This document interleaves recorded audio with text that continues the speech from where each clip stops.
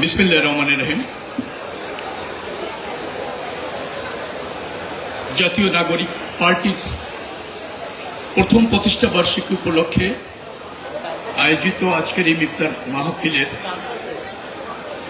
উপস্থিত আছেন পার্টির আহ্বায়ক নাহিদ ইসলাম এমপি, আছেন জামাত ইসলামের বাংলাদেশ জামাত ইসলামের সেক্রেটারি জেনারেল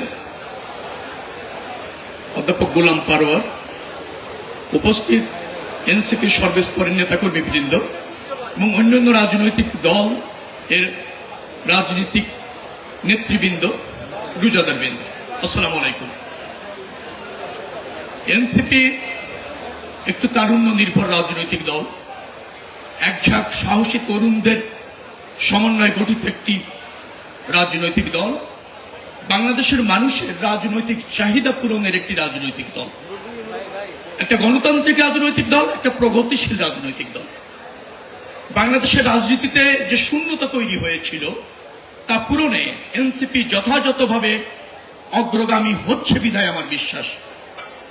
তাদের দেশপ্রেম আছে, গণতন্ত্রের প্রতি অঙ্গীকার আছে, তারা প্রতিবাদী, সোচ্চার এবং করণীয় জানে। আমি বিশ্বাস করি দেশ এবং জনগণের স্বার্থ তাদের কাছে সব পরিস্থিতিতেই অগ্রাধিকার পাবে এবং পেয়েছে, এটা আমি বিশ্বাস করি। জনগণ এনসিপিকে গ্রহণ করেছে, নির্বাচিত করেছে, আগামী দিনে আরো অধিক সংখ্যক মেম্বার অব পার্লামেন্ট নির্বাচিত করতে পারবে, সেই আকাঙ্ক্ষা ধারণ করে এনসিপি রাজনীতি করবে।